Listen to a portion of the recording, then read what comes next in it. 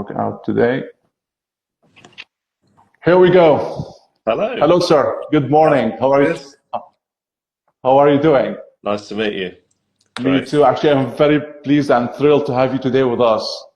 No, it's good to be here. Thanks for having me. Thank, thank you very much. So, do you hear me very well here now? Yeah, sure. All good. So actually, I was thankful again for joining us. I was talking about actually your book, Forces for Good, how the subtitle, Creating a Better World Through Purpose-Driven Businesses.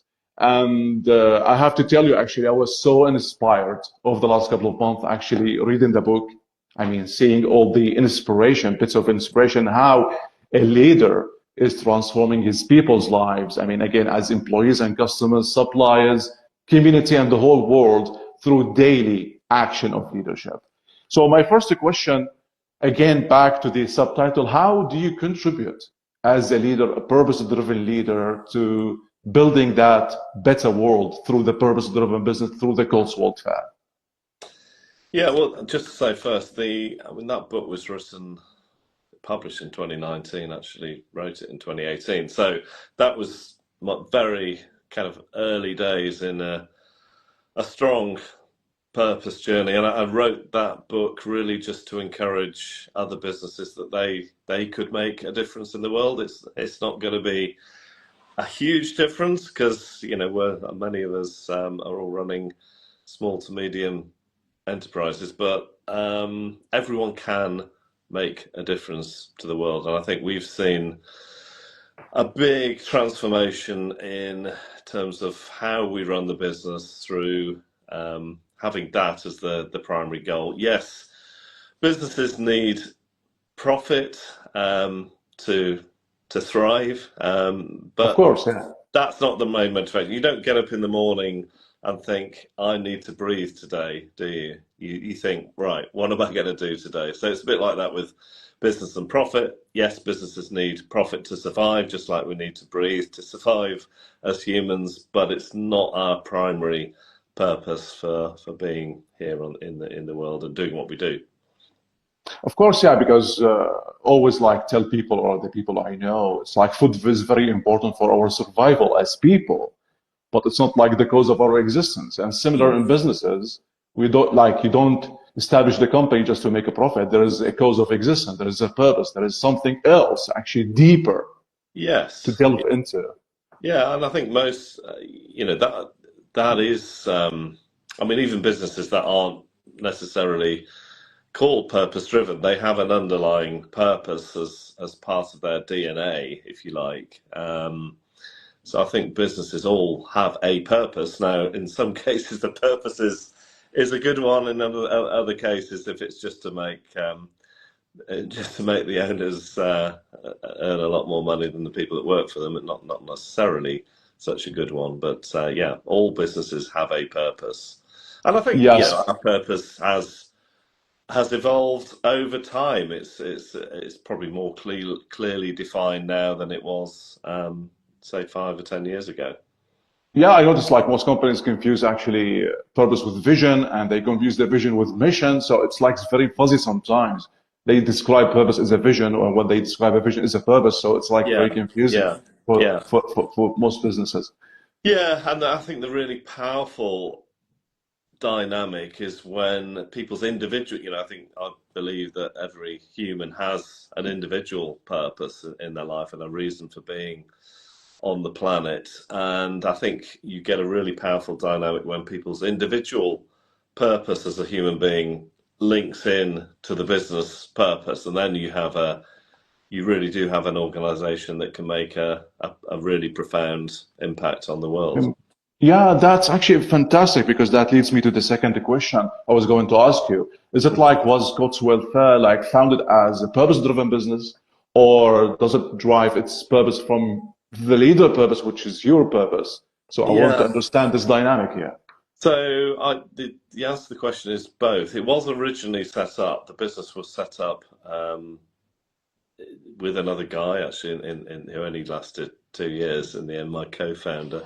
But it was originally set up to employ people who were probably called unemployable by other people. So of Yeah. our first 5 people in the business, 3 of them were people who had issues in their lives. One was a recovering heroin addict, one was a recovering alcoholic, and the third one was someone who just come out of prison. So right from the start, there was a sense of, we're not just here to make a profit, we're here to do some good in the world. So that, I think that's important in a way, because that's kind of part of our DNA. Now, that said, after my business partner left after a couple of years, I was left holding the baby, as it were, and I'll be perfectly frank and say that I probably lost that initial sense of purpose for the next 10 years.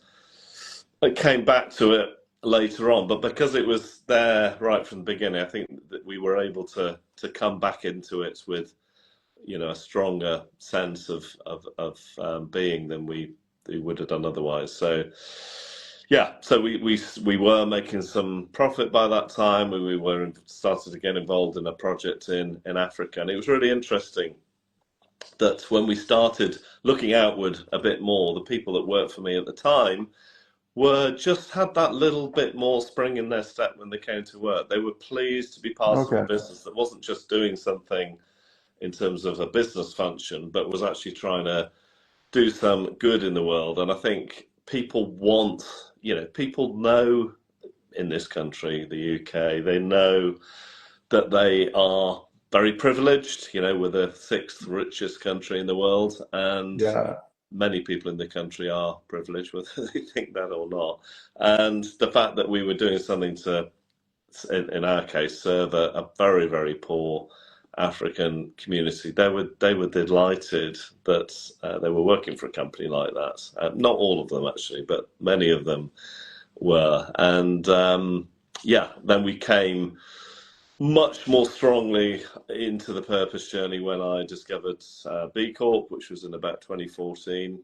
Yeah. Yeah. We became one of the first UK B Corps in 2015. There was only about 40 companies then in the UK that were B Corps. There's now about 2,500. So we've kind of been at the It's a forefront of movement. that movement, and that's been incredibly helpful for really opening our eyes to see other ways in which we can make a positive difference in the Difference. world. Yeah. Yeah, yeah.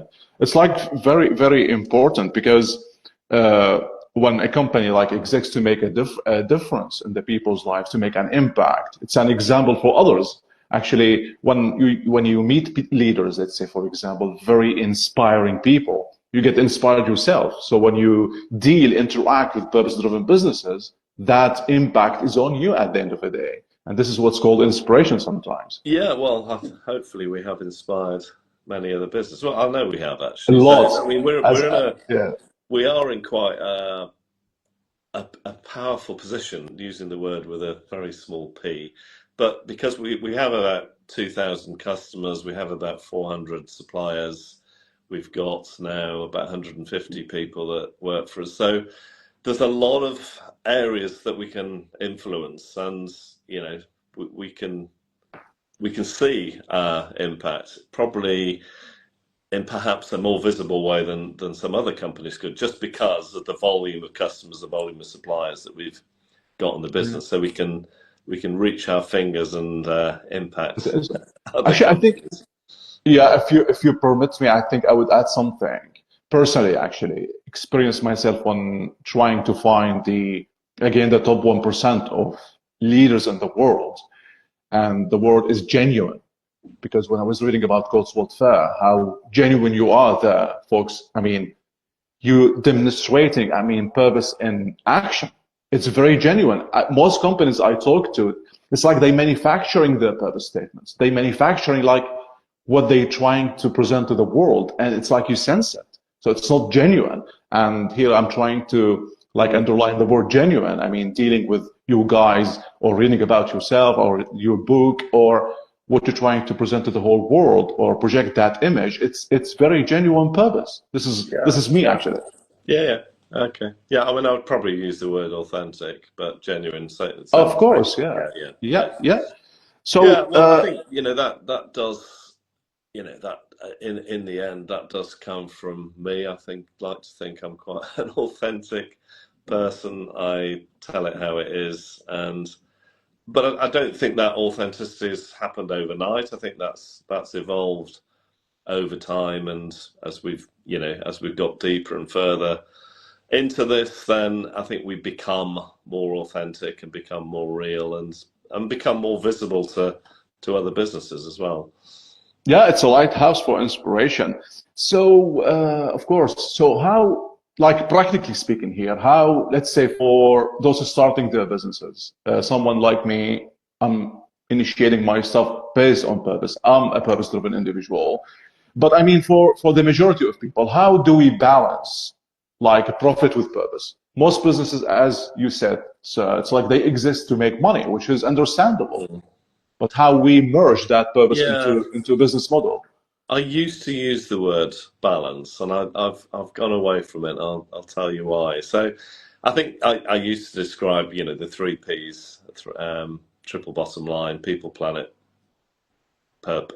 people, planet, profit. The three P's, and I used to use the word balance a bit like juggling three balls in Yeah, the air. But the danger is with the the balance word is when times are tough, you're always going to go back to the financial side. So aspect. Yeah, I prefer these days to talk about putting people and planet first and trusting the profits will follow, because it is a bit of a psychological shift, because it involves trust. We look we've been going for 26 years now, but not every year is an easy year. of And course. sometimes in the difficult years, it's hard. It really is hard to put people and planet first. It's not always easy, but I think you have to trust that if you do, then the money will follow in the end. And I think that is a better way of looking at it than trying to balance, because a lot of businesses have had a difficult, well, some had a really difficult time during COVID, some have had a more difficult time in the last couple of years. And it's easy then to just slip back into money making all the decisions in the business. And we certainly don't want to do that. So, yes, we have had a more difficult last 2 years than the two previous years, but Yeah. we've stuck to our values, we've stuck to the heart of the business. And now, actually, things are looking really, really good for this year from a financial point of view, again. So yeah, I think you've got to stick to your core even when times are tough. So it looks like purpose comes first, Yeah, or again in tandem with the profit. Let's say this is purpose, this is our financial yeah, goal. yeah. No, you got to stick to your purpose, and trust. Hopefully the profits will follow all the time, but sometimes they won't. You still got to stick to it. Yeah, Very good. The reason I mentioned this because I remember 2008 in the financial crisis, I was doing an HR role in the Middle East in the Gulf region, and I remember like with the strike of a pen, they fired almost 2,000 employees in the company. It's a big company, and I was asking like, is that really leadership? Like you dismissing people yeah, with the speed of light, actually, yeah. and they still, Yeah, yeah, the same happened at the start of COVID, didn't it? of course, yeah. There were some companies that said, right, okay, it's going to be a really difficult time, but we're going to look after our people first. And there were other companies that basically, right, you're all gone tomorrow. And I think, and that's actually what triggered me writing my second book, the fourth bottom line, because it almost, those crises polarized leadership, and he had great examples of good leadership, and then you also had examples of really poor leadership. So I wanted to write a book that was, why are these great leaders Are like great. this? Yeah, exactly. Yeah, And I'm talking to one of them actually. So when we talk about purpose, it's like we have to keep in mind the impact we are making as leaders, because there is a symbiotic link between purpose and impact. And I think the soundness of the purpose actually is translated into the impact the business is yeah, making at the end of the day. So if we can, please, like, if you tell us, for example, like one major impact, positive impact in the lives of the people you're working with. Let's start with the employees. One Yeah. major positive difference in their lives. Well, I think people like working for us, and I mean, I'll give you a couple of examples. We have a retail and hospitality business called Flourish. I think retail and hospitality workers are probably amongst the worst treated workers in the UK. Yeah. So soon after we started that, two people came to me actually on the same evening. It was actually a Christmas party that was postponed due to COVID at the time. But two people came to me, both of whom were not spring chickens. They were in their 40s. One was in their 50s. And they both came to me on the same evening, separately, and said pretty much the same sentence. They said, I've never had a job in my life before where I've actually looked forward to going to work in the morning. Wow. I mean, fantastic. I can go home very, very happy that day. But it's also really sad, isn't it?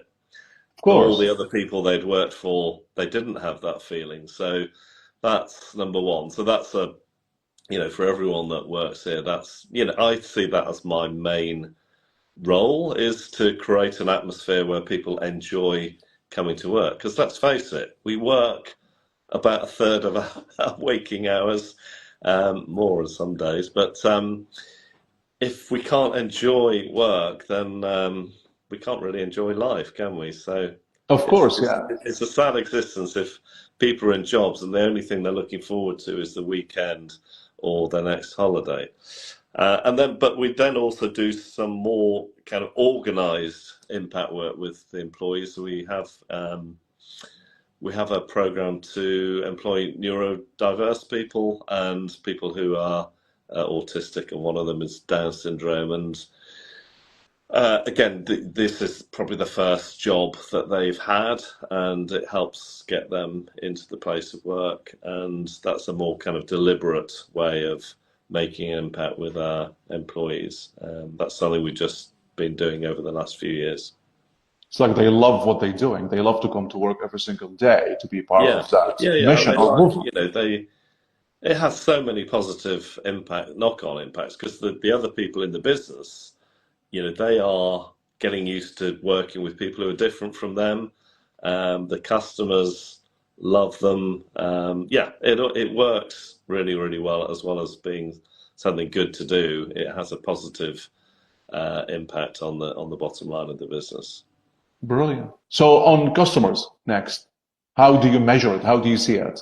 Yeah, so customers, that's probably the hardest area to influence in many ways, because obviously we're in the slightly submissive position when it comes to customers, because we're serving them. But I mean, at the end of the day, for any business, they're judged by their service, aren't they, at the end of the day? And I think, on the basis that all businesses make mistakes, so do we. Of We're not course, perfect. But I think dealing with crises and when things have gone wrong, bending over backwards to make sure that the customer ends up with a good experience. I mean, it's not rocket science. It's not really to do with impact. But on the same level, we're getting better at communicating what a good business looks like. And I know we have influenced customers in terms of challenging them, in terms of encouraging them to be better on the environmental side, better on the social side. And I think now we are one of our own customers, in that we have a retail hospitality business that we service from the wholesale side. That is a good example of what a good business looks like. So I know many of our customers go to that, look around, feel the vibe. Like a live demonstration of who we absolutely. are. Yeah, definitely. Yeah, good. Actually, one of the things captured my attention in the book Forces for Good is like when you were talking about the competitors and how you were trying to do like, hey guys, let's do a win-win instead of a win-lose relationship. Yes. That is probably one of the more radical chapters. I mean, we don't use the word competitors here, actually. Oh, I would prefer to say just so other what is it wholesalers. now? Well, look, the world is. We need to get away from this, zero sum game. If I win, Yeah, they lose. The world isn't really like that. of course. And I think we can achieve a lot better for mutual benefit by collaboration rather than thinking of all the other people doing something similar to us as competitors. And yeah, we have reached out to help our competitors, using that word now as you used it, but to help them and help them become a more purpose-driven business. But unfortunately, most of them What are in the old mindset and probably old-fashioned like wouldn't still? wouldn't accept our help. But yeah, I had a meeting with another wholesaler last year and reached out to help them in some ways, and they kind of made the right noises, but they haven't really followed it up. But there you go. I think again here you're describing the difference between managers and leaders. When you Yeah, talk, absolutely right. Mm, this is what we're talking about. I yeah. wouldn't take much of your time, sir, but it's like I want to close with something. So one single message, like the most significant message you want to leave or to tell the whole world about purpose and purpose-driven business, how we can create a better world. Let's say today. What do you think? So there's this is in the book. You will have read this. So there's the Of course. Japanese philosophy of ikigai. I think is helpful here. I love that. Yeah. That true happiness. They say so. Ikigai comes from the island of Okinawa, where more people live to be over 100 years old. Yes. This is the one. Yeah. It's a lovely diagram, actually. I'll very briefly explain because that's difficult to see on the screen. So Yeah, they yeah. say to achieve kind of peak happiness, peak fulfillment, you need to be doing four things concurrently. So you need to be doing something you love, you need to be good at it, and quite often those two things go together. You need to be getting paid for it somehow. The one that people miss out is doing something the world needs. So if you can have a job, have a company that is achieving all those four things together, this is the route to happiness and fulfillment. So we could say that actually having a business that impacts the world positively is actually, we could be selfishly doing it because it's a Yeah. good thing to do for our own fulfillment and happiness. I mean, hopefully that's not my motivation, but it's a win-win, isn't it? It's not like having a business that's serving other people, serving the community, making a positive impact isn't painful. It's a good thing. It is a good thing to do, It's a but it's also win-win-win, actually. Three it's good for wins. us. Yeah, Yeah. it's good for our mental health. It's good for our physical health. It's good for our happiness. So you could argue very strongly what's not to like. Of course, of course. This is important. Actually, I was reading like the Ikigai, this one, and I understand like purpose at the center of like if you're a very purpose-driven individual, your passion is ignited every single day because like purpose drives passion, not the other way around. And it's like you embodied that in the Ikigai principle, which is very, very Yeah. important. How we find ourselves, how we do what we love, and carry on. Yes, yes. And the nice thing about that book, it did actually it got bought by a Japanese publisher, and they've translated it into Japanese. So I've managed to export back to the Japanese something that came from Wow, them the same originally. principle. This is interesting, inspiring. So it's like they invented it, you Yeah, yeah, yeah, yeah. repackage it and back to Yeah, Japan yeah, and I again. was Yeah. actually on a call with some lovely people from Japan last week who are coming over to the UK, and one of them held up this Forces for Good in Japanese, which was quite a nice moment. Wow.